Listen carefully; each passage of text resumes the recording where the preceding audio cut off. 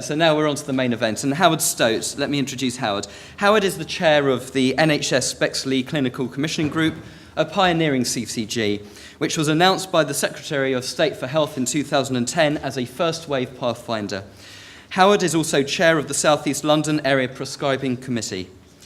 Howard's been a GP in Bexley Heath since 1982 and is a partner at Albion Surgery. He was elected as a Fellow of the Royal College of GPs in 1981 and was a GP tutor for the London Deanery from 1990 to 2004. He was Labour MP from 1997 to 2010, the only practising GP for most of that period. I think that should say in Parliament, for fear of making any political comments that I don't intend.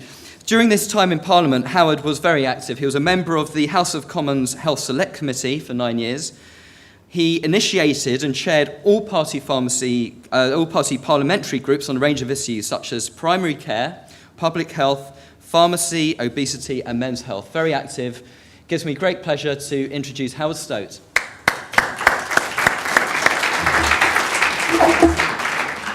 Well, thanks so much, Paul, and welcome everybody. It's great to see such a good turnout. I think you've said it all in terms of my background. I've now got a proper job, which is that I'm now chairing a CCG, which is what we're talking about this afternoon. We've come to talk about the role of CCGs, how the landscape's changed, what that means for industry. And Rod will go into much more detail with you on how you can engage with CCGs in the new landscape.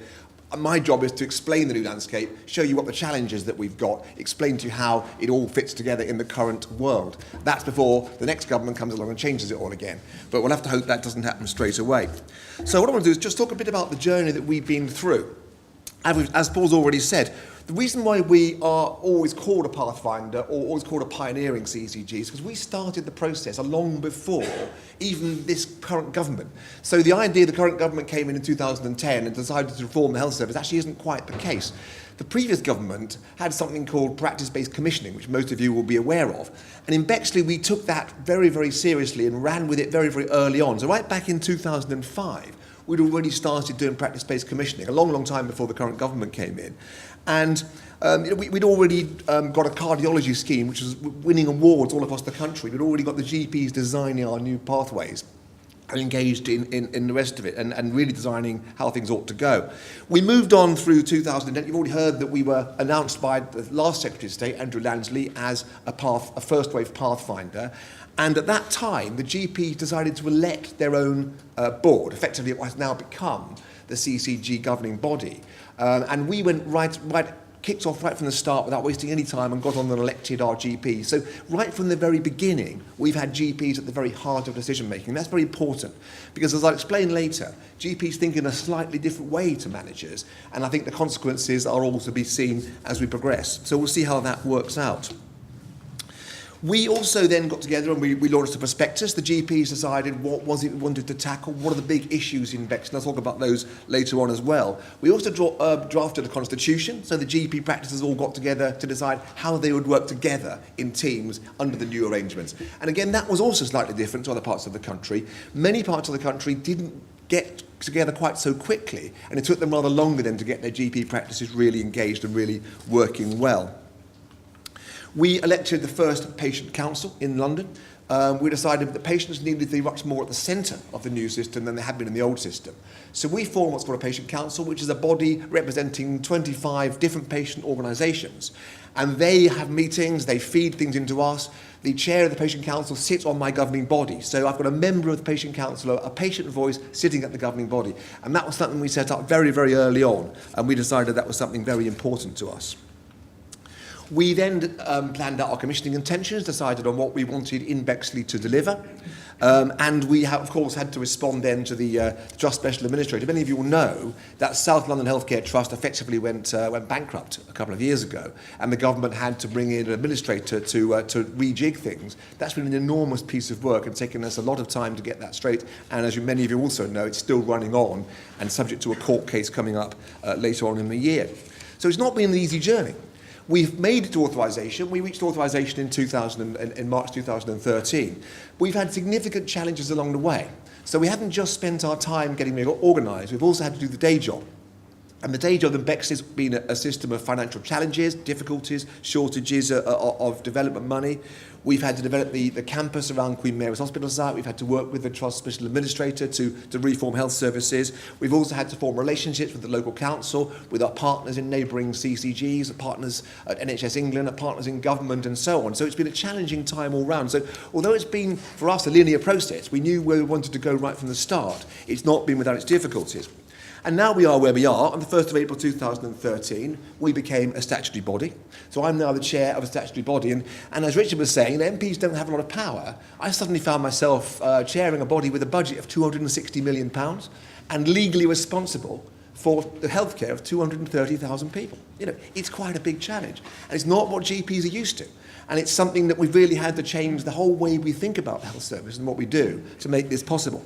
And we believe we're making very good progress. So we're quite optimistic.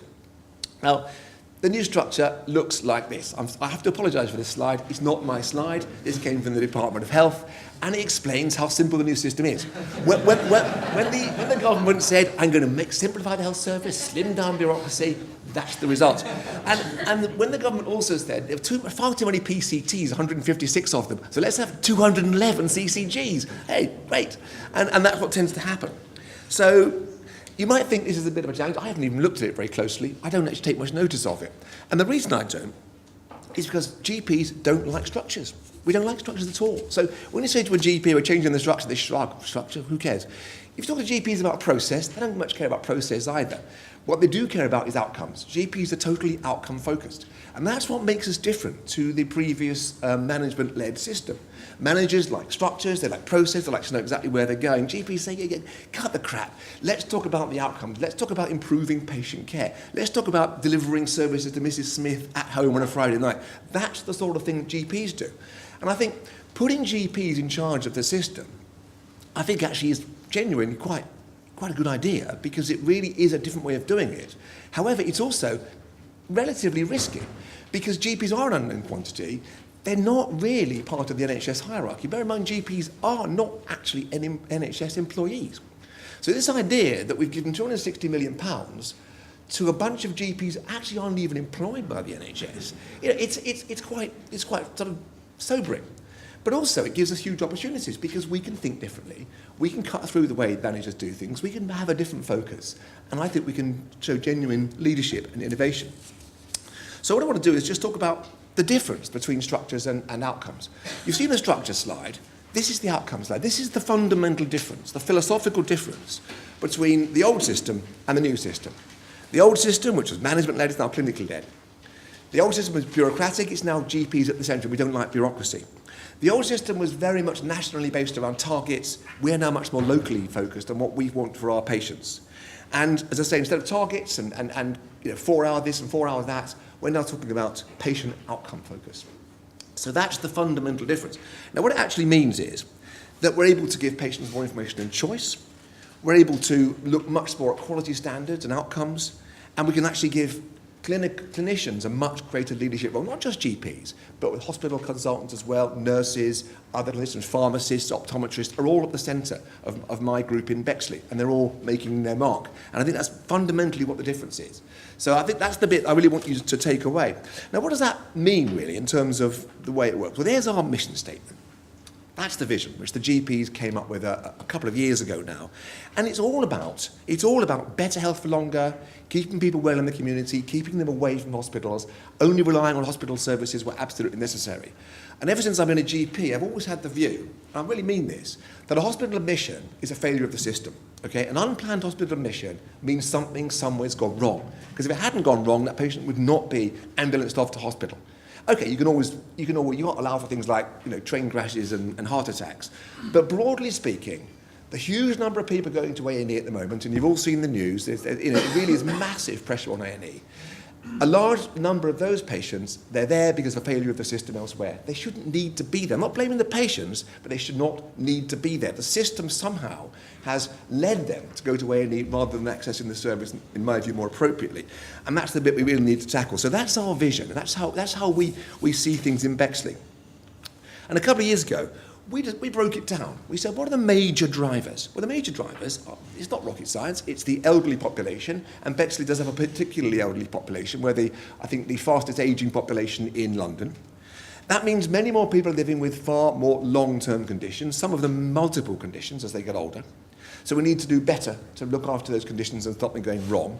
And we need to avoid this revolving door of unscheduled care where something goes wrong, they call an ambulance, they end up on A&E, they're sent home, it goes wrong again. Round and round and round they go. We even call them frequent flyers because it really is, it's that much of a problem. Seriously, they really are. And it's something that needs to be sorted out. So that has been broken down by us into our action plan. We were told by the NHS to put our plan on a page. So there's our plan on a page. Now, it's in the pack, if you can actually read it with a magnifying glass. If you can't, go to Specsavers. It is a serious point. Now, that is that's very small writing. It's a lot on that page. And it doesn't even matter that much what it says. What matters is the drivers that led to that. And what led to that was the process of how we made those decisions, the mechanisms by which we decided that was our priorities. And what we've done, and this is also very important, we've changed the way we do things from transactional change to transformational change. And I'll explain that because that's quite important.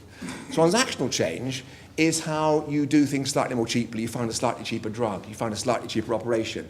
You find a better supplier of surgical instruments. You shave a few percent here, a few percent there. You do the same thing smarter. That's transactional change.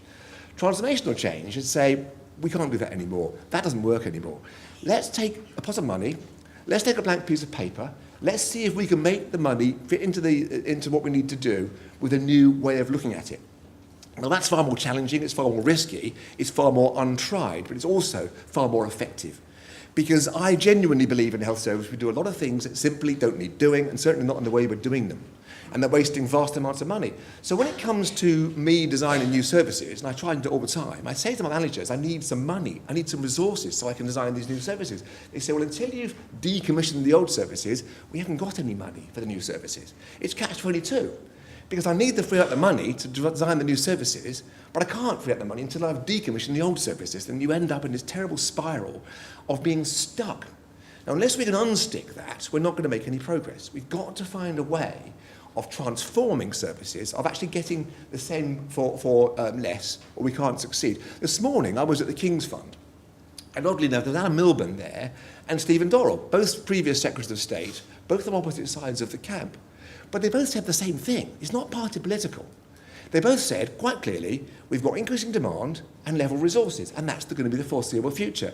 The current crisis financially isn't going to go away in the measurable future, so we're stuck with it. But we're also stuck with an ageing population and increasing healthcare needs. What are we going to do? Well, it certainly can't go on the way we are. We can only go on by saying we need to make the same resources go further. So what we need to do isn't that difficult, it's how we do it. And that, I'm hoping, is where the GPs will come in and really help do this, and we are already doing it. So look at opportunities. The opportunities, now this is how you might come in. I mean, Rod's going to go into this in slightly more detail later, but this is the opportunities. If a farmer comes to me and says, we've got a new beta blocker, we've got a new, we've got a new PPI, we've got a new ACE, I say, so what? If they say, but it's 5% cheaper than the old one, so what? But it's got fewer side effects. Okay, that's important, but at the end of the day, it's another ACE, it's another PPI. If you come to me and say, actually, this isn't about the new drug, because we know the new drugs, it's about we've got a whole new way of delivering this service that doesn't involve the old way of doing it. So I'll give you classic examples. You know examples, you've seen them yourself. I mean, when the pharma industry invented H2 antagonists, we stopped doing pyloroplasties on people with ulcers. Major service change. Now, that was the point. It wasn't about the drug, it was about the pathway. When you came up with stents, we stopped doing open heart surgery. That's what I'm talking about. It's transformational change. It's not another. It's we could do things differently. Now, this is where you have got to up your game. Because if you come to see me and you say, I've got this new this, I've got this new that, where's the pathway? How can you show me that the pathway's cheaper? How can you show me I need fewer blood tests, I need fewer operations, I need fewer follow-ups? There's a much lower risk of the patient getting ambulanced in with side effects. That's what I'm interested in, the care pathway. How does this new drug, how does this new procedure, how does this new operation transform the care pathway to give me better outcomes for the same money? Now, again, it's not rocket science. I'm sure most of you are thinking in those terms already, but unless we do more of that, we're simply not going to get anywhere. It's a system approach, not just a drug or a technique or a new surgical instrument, because that won't change the system. Now, if you want to engage with CCGs, this is what you have to do. This is just a thumbnail sketch of the way you go forward. If you come up with a new idea, you've got a new process, a new pathway, you have to come to us, and we will take that through our program management office. Okay? That will look at the new system and say, does it fit in with our QUIP plan? Because I've got 10.5 million, as it says at the top, I've got a £10.8 million QUIP challenge this year. I've got to somehow free up £10.8 million of resources, or I can't make my budget balance. So my program management office is working like crazy on that process, and it's working at the moment. If the idea fits in with my QUIP plan, fits in with my commissioning intentions, it's a runner. It then goes to my finance working group. Is there anything to be saved in here? Is this actually going to pay me off? If it says it's going to save me 20,000 quid, I'm not interested, genuinely not interested in 20,000 quid. That will not solve my problem. It will take up too much staff time. It will achieve me nothing. If you come up and say, I've got something which will save you £250,000 quid, fine. It goes to the next stage. It goes to the finance working group. The finance working group then will work up the finances to decide if we've got the resources to make this system work. Can we free up the project management time? Will this fit into our overall strategy? If yes, it goes off to our management committee, who then make effectively the final executive decision to put to the governing body, who then will nod it through. It's a complex process, but it's perfectly logical. It follows a set pattern. It has to go through the certain hoops, or it's not going to get anywhere. So don't come along to CCGs and say, we've got this drug that's 5,000 quid cheaper. I'm not interested. Come along and say, I've got this new patient pathway in diabetes that can reduce admissions, reduce complications, reduce the need for leg amputations. I am interested. And it's not just about the drug, it's about the whole process. You see the difference? It really is fundamental. I see too many people coming to see me to have that story, but it doesn't work. It won't deliver. It's got to fit in with my overall plan. We're talking about millions, not thousands now. But that's not the end of the story. Because even if you've got a brilliant idea and the governing body says it works, you've still got to make it work on the ground. Because at the end of the day, prescribing decisions and referral decisions are made by working GPs. And that's the structure of my setup in Bexley. 130 GPs on the outside ring, 28 practices, all of whom are members of the CCG. That's one member per practice. There are 6 locality leads who meet monthly and discuss much more detail around how GP practices work. There's governing body clinicians in the middle, people like me who sit on the governing body. But also on the periphery, there's the clinical leads. They're the ones who actually design services for us, okay? Now, if you can't get past all those, it doesn't matter how good your pathway is, because they're not going to prescribe your drug. They're not going to refer patients into the pathway. So actually, it's a much bigger task. But to be fair, that's my job, to get around that. If we've got a system that we believe works, we've got drugs that we think work, we've got referral pathways that we like, it's my job to make the GPs see the sense of that, and that's what I will do. But if you just look at the complexity of the task, that is the current work streams in Bexley, okay? And every one of those work streams has at least one GP attached to it. So there's 26 areas of work. There's over 30 GPs actively involved in service redesign at this very moment. So you can see the scale of the task. And considering the entire workforce of the CCG is only 50 managers, there's 30 GPs working alongside them to deliver those pathways. Every one of those pathways has had to go through the process that I've explained to you. It's a massive piece of work. So, if you do knock on doors and sometimes the answer is we're busy, you can see why. We really are busy. So you've got to get our attention, and Rod will help you to explain how you do that. It's a vast area of work if we're going to make it work. So I don't want to overstay my time. I think I've got 1 minute left. So my overall recommendation is this. Understand the new pathway. Understand the new structure. Hopefully that's not too difficult to do. Be innovative. Don't wait for people to come to you because they won't. Do go and meet the right people. Okay? Think big. No point in talking about thousands. You need to be talking about into the 250,000 upwards if you're going to make any meaningful dent in CCG problems. We need real change. Don't just talk about drugs, talk about entire patient pathways. Very, very important. And work alongside CCGs, work with groups of CCGs, work with the Health and Wellbeing Board, which we'll talk here about later on, but work as teams, and you're much more likely to be taken seriously. So that's, unfortunately, a race through the new system, explaining some of the pressures that we are facing as CCGs, and at least giving you a flavour of which parts of the system you need to access, and Rob will go into more detail on how you actually go about it. So thanks for listening.